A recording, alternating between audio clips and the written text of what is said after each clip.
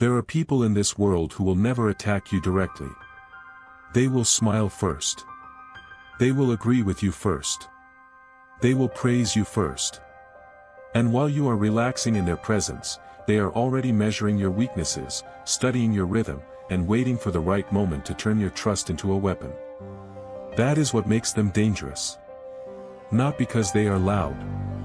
Not because they are obvious. But because envy and falsehood rarely announce themselves honestly. They move quietly. They hide behind politeness, friendliness, support, and charm. And if you do not learn to read these signs early, they can damage your peace, distort your judgment, and slow your progress before you even understand what is happening. In this video, we are going to uncover 5 signs that reveal envy and falsehood in other people, and more importantly, how to protect yourself without becoming bitter, paranoid, or emotionally reactive. Stay with me, because the most dangerous sign is not always what people say. Sometimes it is how they respond when your life begins to rise. Let's begin. 1. Beware of excessive agreement. One of the oldest tricks in the social world is false alignment. Some people agree with everything you say not because they respect you, but because they want quick access to your trust. They understand something that Machiavellian minds have always understood: if they cannot control you through force, they will enter through comfort. They will make you feel seen, validated, understood. And many people mistake that feeling for loyalty. But real people do not agree with you all the time. A genuine person may support you and still challenge you. They may respect you and still tell you when you are wrong. Authenticity has structure. It has backbone. Falsehood is usually too smooth. Too easy. Too polished. Epictetus warned that people who speak too much often reveal too little. And in real life, you can feel this. You meet someone, and within a very short time they are excessively complimentary, constantly nodding, mirroring your opinions, almost performing approval. It feels good at first. That is why it works. But watch closely. Do their actions match their tone? Do they still respect you when agreement is no longer convenient? Do they ever risk honesty, or do they only offer whatever keeps them close? The dangerous people are often not the ones who oppose you early. They are the ones who study you through agreement until they know exactly how to position themselves around you. 2. Watch how they react to your success. This is where many masks begin to crack. A person can pretend to care about you when you are struggling. They can play the role of friend when your life is flat, uncertain, or ordinary. But the moment you begin to rise, the moment you become more confident, more successful, more visible, something changes. Their energy shifts. Marcus Aurelius taught that we should not be surprised by human behavior. We should observe it calmly, without self-deception. And one of the clearest places to observe people is in the presence of your progress. Do they celebrate with you? Or do they go strangely quiet? Do they smile, but withhold warmth?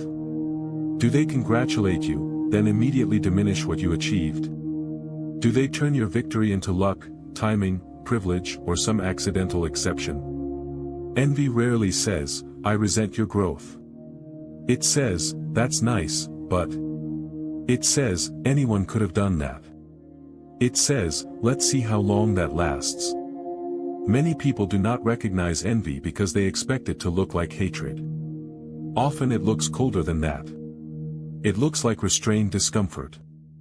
Like a person who is comfortable with your potential, but not your proof. And if you have lived long enough, you know this feeling. You share good news with someone, and instead of joy, you feel a strange heaviness in the room.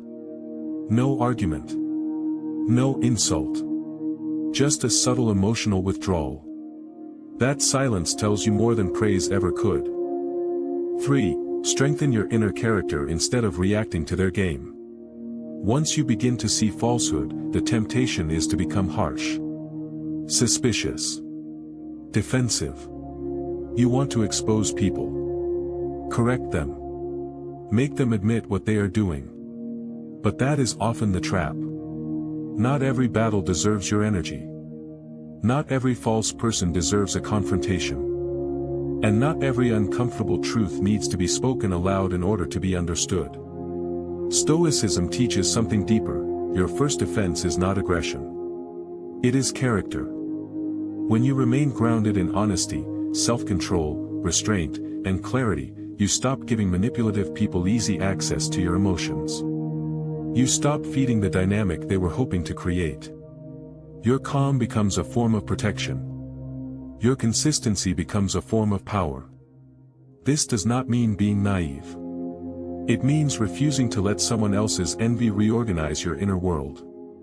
There is a quiet authority in that. Because false people often expect you to become reactive. They want you confused, emotional, eager to explain yourself. But when you stay composed, when you do not overshare, do not overreact, do not collapse into drama, you force reality to reveal itself over time. And that is often enough. 4. Never give instant trust where time has not yet spoken. Seneca said that time reveals all things. And if you remember only one lesson from this conversation, remember this: falsehood usually moves fast. It rushes intimacy.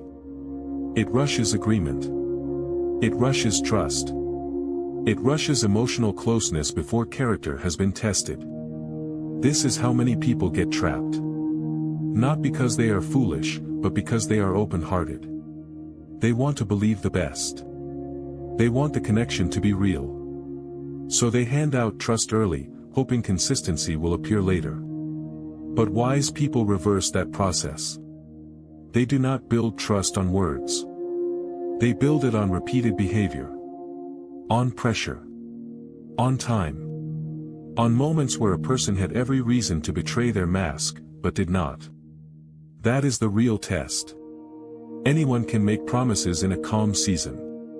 Anyone can seem kind before inconvenience enters the room. But who are they when things do not go their way?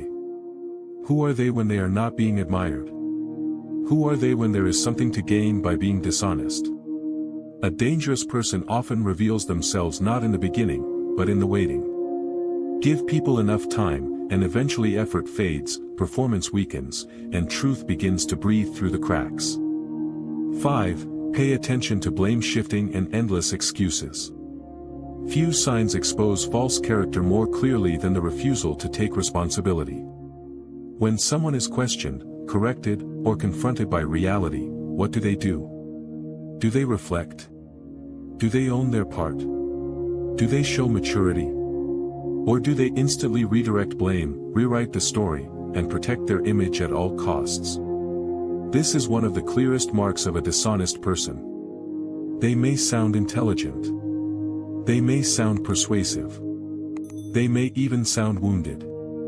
But if every problem is always someone else's fault, if every mistake comes with a dramatic excuse, if accountability never lands on them, then what you are looking at is not weakness alone. It is a pattern. And patterns matter more than words. Epictetus reminded us that people are disturbed not by events, but by the judgments they attach to them. In the same way, you must judge people not by what they claim in comfortable moments, but by how they carry themselves when exposed, challenged, or wrong. Character is not proven when everything is easy. Character is proven when truth becomes expensive. That is when falsehood usually breaks. So let's bring this back into focus. The dangerous people in your life are not always obvious. Sometimes they hide behind excessive agreement.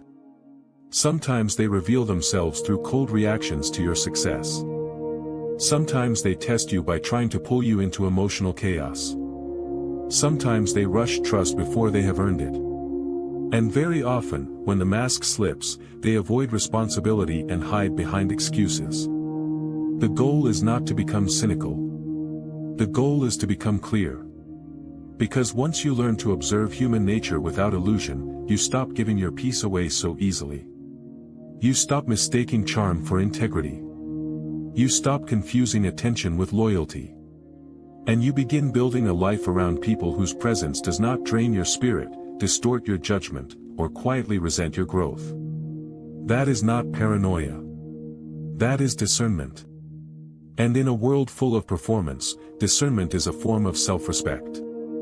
If this spoke to something you have felt but never fully named, let that be a reminder: your intuition is not always fear. Sometimes it is wisdom recognizing what your heart has not yet admitted.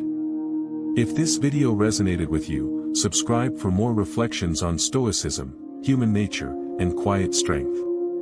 And tell me in the comments, which sign have you seen most often in real life: false agreement, envy, rushed trust, or blame shifting? Until next time, stay steady, stay clear, and protect your peace.